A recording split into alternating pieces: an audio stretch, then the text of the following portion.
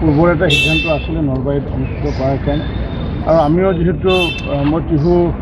পাটাচাৰী সমষ্টিৰ অন্তৰ্গত সেইকাৰণে আমিও তেতিয়া আদৰণি জনাইছিলোঁ মাননীয় মন্ত্ৰী চন্দ্ৰমোহন পাটোৱাৰী জয়ন্ত মল্ল বৰুৱাকে আদি কৰি আৰু নিশ্চিত ওপৰত যি স্থানত হেৰি হয় কেবিনেট অনুষ্ঠিত কৰে তাত কিছু ভাল খবৰ পোৱা যায় কিন্তু ভাল খবৰ নিশ্চিত আপোনাৰ বিভাগটোৰ কেনেকৈ নতুন খবৰ পোৱা যাব আজি নিশ্চয় মোৰ বিভাগটোৰ নতুন খবৰ পোৱা নাযায় কাৰণ মোৰ বিভাগটো সম্পূৰ্ণৰূপে কেন্দ্ৰীয় চৰকাৰৰ যিমান আঁচনি মোৰ বিভাগটো কেন্দ্ৰীয় চৰকাৰৰ আঁচনিৰে পৰিচালিত হয় কাৰণ যেনেকুৱা প্ৰধানমন্ত্ৰী আৱাস যোজনা আমাৰ খালি অসম চৰকাৰৰ 10% টকা বাকী 90% হৈছে কেন্দ্ৰীয় চৰকাৰৰ টকা প্ৰধানমন্ত্ৰীৰ টকা ঠিক তেনেকুৱাকৈ আমাৰ MGN আমাৰ কেন্দ্ৰীয় চৰকাৰৰ ঠিক তেনেকুৱা 14 ফাইনেন্স তাৰ উপৰি আমাৰ যি ৰেচন কাৰ্ডৰ যিটো ব্যৱস্থা সেইটো কেন্দ্ৰীয় চৰকাৰ যেনেকুৱা ৰেচন কাৰ্ড যেনিবা আমি দিছোঁ বেলেগ কথা এইটো কিন্তু গোটেই পিয়ৰলি মোৰ যিকেইটা বা লাখপতি বাইদেউ তাত সেইটোও কেন্দ্ৰীয় চৰকাৰৰে আঁচনি গতিকে মোৰ তেনেকুৱাকৈ বিশেষকৈ ৰাজ্য চৰকাৰৰ যিটো 10% আৰু 90% কেন্দ্ৰীয় চৰকাৰ গতিকে মোৰ বিভাগৰ পৰা তেনেকুৱা খবৰ নাথাকে যিহেতু এতিয়া বাৰিষাৰ সময়ত মন্ত্ৰীসভা সাল সলনি হোৱাৰ কথা যিহেতু আছে এই মন্ত্ৰী হোৱাৰ পিছতে হয়তো মন্ত্ৰীসভাৰ সাল সলনি হ'ব কেনেকুৱা ধৰণে আশাবাদী জ্যেষ্ঠ কনিষ্ঠসকলে নতুন কিবা কথা নাই কাৰণ আমাক দায়িত্ব অৰ্পণ কৰিছে গতিকে মুখ্যমন্ত্ৰী ডাঙৰ এইটো এখতিয়াৰ তেখেতে যাকে যি দায়িত্ব অৰ্পণ কৰে যেতিয়া যি সময়ত কৰে সেইটো আমি সকলোৱে আমি মানি লওঁ আৰু যিহেতু দলৰ আমি নিষ্ঠাৱান কাৰ্যকৰ্তা গতিকে আমি সকলোৱে কাৰ্যকৰ্তা মন্ত্ৰী হ'লেও আমি কাৰ্যকৰ্তা মুখ্যমন্ত্ৰীগৰাকীও কাৰ্যকৰ্তা প্ৰধানমন্ত্ৰীও কাৰ্যকৰ্তা মোৰ ডিষ্ট্ৰিক্টৰ প্ৰধানমন্ত্ৰী নৰেন্দ্ৰ মোদী আগৰে কাৰ্যকৰ্তা হিমন্ত বিশ্ব শৰ্মাৰ কাৰ্যকৰ্তা সৰ্বানন্দ সোণোৱালৰ কাৰ্যকৰ্তা পবিত্ৰ মাৰ্ঘেৰিটাৰ কাৰ্যকৰ্তা আমাক এতিয়া সৰ্বানন্দ সোণোৱাল আৰু পবিত্ৰ মাৰ্ঘেৰিটাক দায়িত্ব দিছে প্ৰধানমন্ত্ৰী ডাঙৰীয়াই আমাক দায়িত্ব দিছে মাননীয় মুখ্যমন্ত্ৰী ডক্টৰ হিমন্ত বিশ্ব শৰ্মাই তেওঁ যেতিয়া ভাবে যি কামৰ কাৰণে উপযুক্ত বুলি ভাবে নিশ্চিত কেইবাজনো জ্যেষ্ঠ মন্ত্ৰীৰ নাম ওলাই আছে যে অধ্যক্ষ পদলৈ লৈ যোৱা হ'ব আপোনাৰ নামটো এনেকুৱা কথা নাই যে আমি জ্যেষ্ঠ কনিষ্ঠ বুলি কথা নাই মুখ্যমন্ত্ৰী ডাঙৰীয়াৰ এইটো এখতিয়াৰৰ বিষয় গোটেই যি দায়িত্ব দিয়ে আমি দায়িত্ব গ্ৰহণ কৰিব লাগে দায়িত্ব নিদিলেও সেইটো কোনো কথা নাই কাৰণ অসম চৰকাৰখন চলাব লাগে সেইটো সম্পূৰ্ণৰূপে মুখ্যমন্ত্ৰীৰ এখতিয়াৰৰ বিষয় মানে যি দায়িত্ব দিয়ে তাতে আপোনালোকে আমিতো সেইটোৱে কৰি আহিছোঁ কাৰণ মই স্পীকাৰ হৈছোঁ অধ্যক্ষ হৈছোঁ দলৰ সভাপতি হৈছোঁ তাৰপিছত আকৌ মন্ত্ৰী পাতিছে এতিয়া মন্ত্ৰী পাতিছে মন্ত্ৰীৰ দায়িত্ব কৰি আছোঁ প্ৰধানমন্ত্ৰী আৱাস যোজনাৰ ঘৰ 20 লাখ ঘৰ সম্পূৰ্ণ প্ৰায় কৰিছোঁ 42 লাখ মানুহক ৰেচন কাৰ্ড দিবলৈ সক্ষম হৈছোঁ আমাৰ মুখ্যমন্ত্ৰী ডাঙৰীয়াৰ মাৰ্গদৰ্শনত গতিকে যিমানখিনি যি কৰিব লাগে কৰি আছোঁ গতিকে যি দায়িত্ব দিয়ে আমি সেই দায়িত্ব বছৰৰ প্ৰথমটো মানত কেইবাখনো জিলা বানৰ কবলত পৰিল আপোনাৰ সমষ্টিটো বহুত কেইখন আছে নতুন ইয়াত আলোচনা তেনেকুৱাকৈ বিশেষ সমষ্টিত ক্ষতি হোৱা নাই আমাৰ যিটো আমাৰ হেলনা অঞ্চলৰ তাত মানে এটা আমাৰ যি পঞ্চায়তে বনোৱা এটা বান্ধ এটা কাম চলি আছিলে এগ্ৰিবান্ধ কিন্তু সেই কামটো বৰষুণত যিহেতু বানপানীৰ আগে প্ৰায় ধাৰাসাৰভাৱে অতিবৃষ্টি হ'ল প্ৰায় 10 দিন ধৰি যাৰ কাৰণ আমাৰ পঞ্চায়তৰ এগ্ৰিবান্ধটো এতিয়া পানী ৰোধ কৰিব পৰা ক্ষমতা নাই ৱাটাৰ ৰিচোৰ্চৰ যিটো এগ্ৰিবান্ধ এইটোৰ তুলনাত আমাৰ 10% তাৰ মানে মজবুত নাথাকে এইটো অকল এগ্ৰিবান্ধ বুলিহে থাকে এই তেনেকুৱা বান্ধ এটা ছিঙি যোৱাৰ ফলত কিছু ক্ষতি হৈছিলে কিন্তু এতিয়া আমি লগে লগে তাক নিৰাময়ৰ ব্যৱস্থাও কৰিছোঁ পশু খাদ্যক আদি কৰি মুখ্যমন্ত্ৰী কোনো মানুহ যাতে ৰেচনকে হওক বা পশু খাদ্যক যাতে অসুবিধাৰ সৃষ্টি নহয় আৰু তৎকালীনভাৱে মুখ্যমন্ত্ৰী ডাঙৰীয়াৰ নিৰ্দেশত ইতিমধ্যে আমি সেইখিনি ব্যৱস্থা কৰিছোঁ thank you sir thank U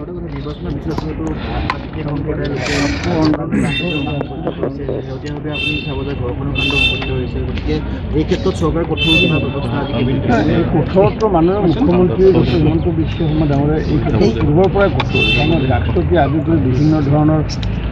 যিসমূহ দুৰ্বৃত্তমূলক কাৰ্য যি ৰোধ কৰাৰ কাৰণে এতিয়া পূৰ্বতে যি হাৰ আছিলে অসমৰ সেই হাৰ এতিয়া কমি আহিছে গতিকে আৰু কঠোৰ আমি হ'ব কিন্তু সেইভাৱে অসমীয়া গাঁও আক্ৰমণ হৈছে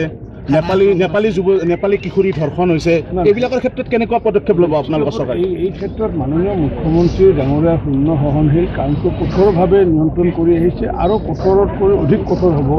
কাৰণ মুখ্যমন্ত্ৰী ডাঙৰীয়াই এই ক্ষেত্ৰত কোনো কম্প্ৰমাইজ নকৰে মানুহক যিটো প্ৰতিশ্ৰুতি দিছিলে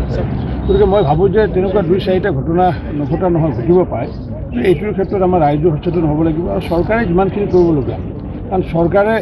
এইবাৰ হিমন্ত বিশ্ব শৰ্মা ডাঙৰীয়াৰ নেতৃত্বত চৰকাৰখনে যিমানখিনি কৰিছে গতিকে পূৰ্বতে তেনেকুৱা কঠোৰ মানে এই ব্যৱস্থা দেখা নাছিল আৰু আগতে পূৰ্বৰ পৰা কৰি অহা নাছিল কাৰণে ইমানখিনি শিপাব পালে পূৰ্বৰ পৰা যদি হিমন্ত বিশ্ব শৰ্মা ডাঙৰীয়াই যি ধৰণে ৰোধ কৰিব সক্ষম হৈছে প্ৰতিৰোধ কৰিব সক্ষম হৈছে পূৰ্বৰ পৰা যদি আজি 30-40 বছৰ আগৰ পৰা যদি এই ঘটনাবোৰ যদি নিয়ন্ত্ৰণ কৰিলেহেঁতেন তেতিয়া আজি এই শিপাব নোৱাৰিলে গতিকে বটগছৰ দৰে দুৰ্বৃত্তৰ কাৰ্য শিপাই গৈছে গতিকে কিছু সময় লাগিব কিন্তু আমি আশাবাদী নিশ্চিত ওপৰত আগন্তুক দিনত এইটো ক্ষেত্ৰত আমি জিৰো টলাৰেঞ্চ নিশ্চয় সাধাৰণতে বাৰিষাৰ সময়ত নহয় কিন্তু কেইবাদিনো আমাৰ ইয়াতে পেণ্ডিং আছিলে মাজত ইলেকশ্যন গ'ল কেইবাবাৰো নলবাৰীত আমাৰ ডেট পষ্টপন্ড হৈছিলে গতিকে মাননীয় মুখ্যমন্ত্ৰী ডাঙৰীয়াই সিদ্ধান্ত ল'লে যে আজি নলবাৰীত কেবিনেট হ'ব কেবিনেটৰ কথাখিনিতো আমাৰ নৰ্মেল কথা থাকে যিখিনি কেবিনেট মেমৰেণ্ডাম আহিব সাধাৰণ আমাৰ যি গুৱাহাটীত হয় ইয়াতো সেইটোৱে হ'ব কিন্তু মই ভাবোঁ যে আজি যথেষ্টখিনি নলবাৰীৰ ৰাইজৰ কাৰণে মাননীয় মুখ্যমন্ত্ৰী ডাঙৰীয়াই বা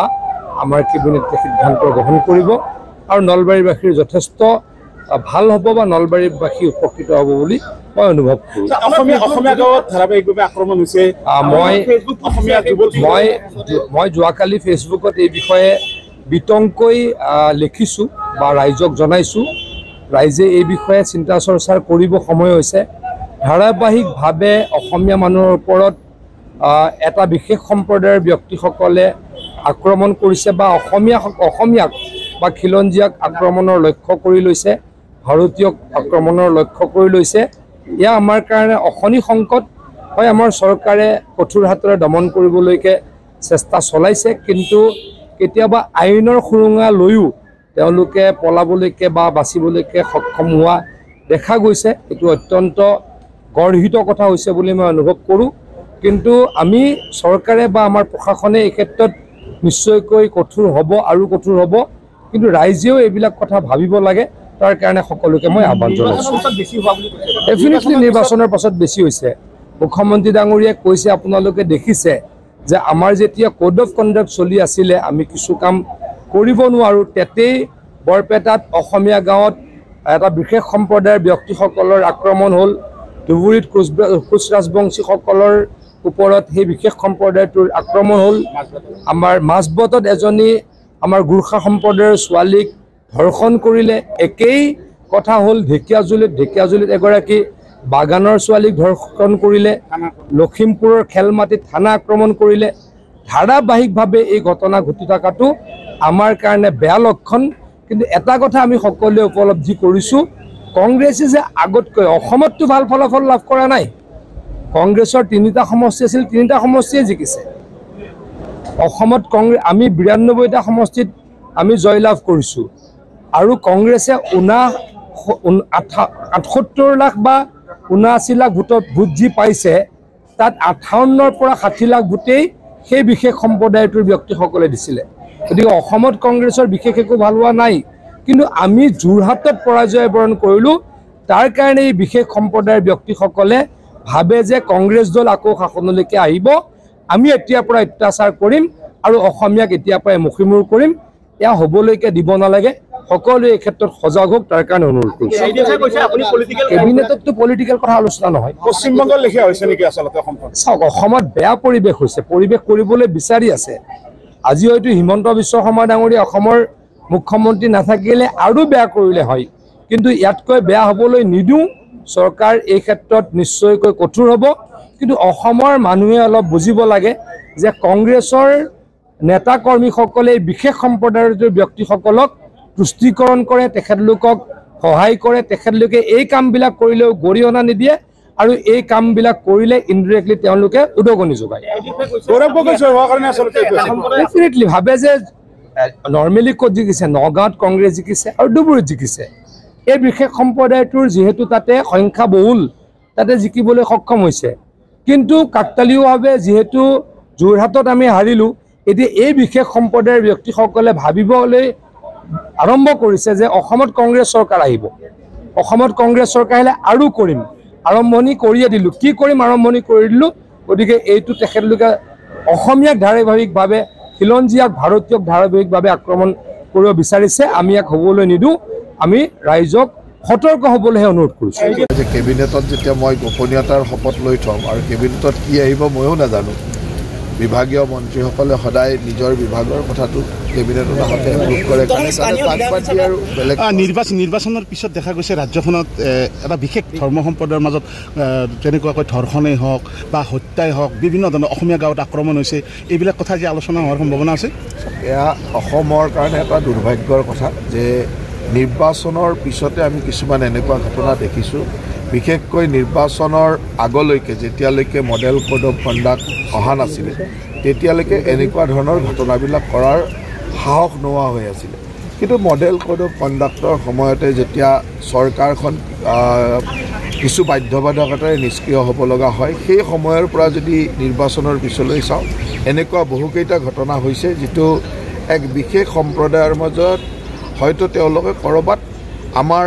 খিলঞ্জীয়া মানুহৰ ক'ৰবাত বিশেষকৈ ধৰ্ষণ ইত্যাদিৰ ঘটনা কেইবাটাও বৃদ্ধি হৈছে সামূহিকভাৱে গাঁও আক্ৰমণ কৰা ইত্যাদি তেনেকুৱা ঘটনা হৈছে কিন্তু তেখেতসকলে এটা কথা নিশ্চিতভাৱে থওক যে আমাৰ চৰকাৰ অত্যন্ত কঠোৰ আৰু এই ক্ষেত্ৰত যি ধৰণৰ ঘটনা হৈছে এইবিলাকত কঠোৰ হাতেৰে দমন কৰা হ'ব তাত চৰকাৰ যথেষ্ট এইবিলাকতো আইনগত কথা গতিকে কেবিনেটত বিভিন্ন কথাই আলোচনা হয় আৰু প্ৰতিখন কেবিনেটতে এনেকুৱা কথাবিলাক হয় কিন্তু এই যোৱা সময়ত যোৱা এই 2-3 মাহৰ এই ঘটনাবিলাক এটা পৰ্যালোচনা ইতিমধ্যে বিভিন্ন সময়ত আমাৰ পৰ্যালোচনা স্বাস্থ্য বিভাগ মুখ্যমন্ত্ৰীলৈ অনাৰ পিছত এইখন প্ৰথম কেবিনেট স্বাস্থ্যৰ ক্ষেত্ৰত আমি কিছু দেখা পাম এইবাৰ কাম চাওক স্বাস্থ্য বিভাগ অনাৰ পিছত গুৱাহাটীত এখন কেবিনেট হৈছে আৰু এইখন ইয়াতে হ'ব আৰু স্বাস্থ্য বিভাগৰ যথেষ্ট কাম চলি আছে আগতেও চলি আছিল আৰু এতিয়াও নতুন গতিত তীব্ৰতাৰে আৰু চলিব কাম গতিকে স্বাস্থ্য বিভাগ বুলি নহয় অসমৰ সকলো বিভাগৰে কাম আপোনালোকে দেখিবলৈ পাব আমাৰ নলবাৰীবাসীৰ আশা বহুতেই থাকে আৰু এইটো সঁচা কথা যে নলবাৰীত যোৱা কেইটামান বছৰত যথেষ্ট উন্নয়নমূলক কাম আমাৰ হৈয়ে আছে আমাৰ নলবাৰী চহৰৰ ৰাস্তা ঘাট নলা নৰ্দমাৰ পৰা আদি কৰি অন্যান্য বহুকেইটা ষ্টেডিয়ামৰ পৰা DC কোৰ্টৰ পৰা যথেষ্ট ইনফ্ৰাষ্ট্ৰাকচাৰৰ কাম চলি আছে আমাৰ মুখ্য লক্ষ্যটো হ'ল যে সোনকালে এই কামবিলাক সমাপন কৰা তাৰ লগে লগে মুখ্যমন্ত্ৰী ডাঙৰীয়া ইয়ালৈ আহিব গোটেই কেবিনেটখন আহিব নিশ্চয় নলবাৰীবাসীক কিবা নহয় কিবা উপহাৰ দিব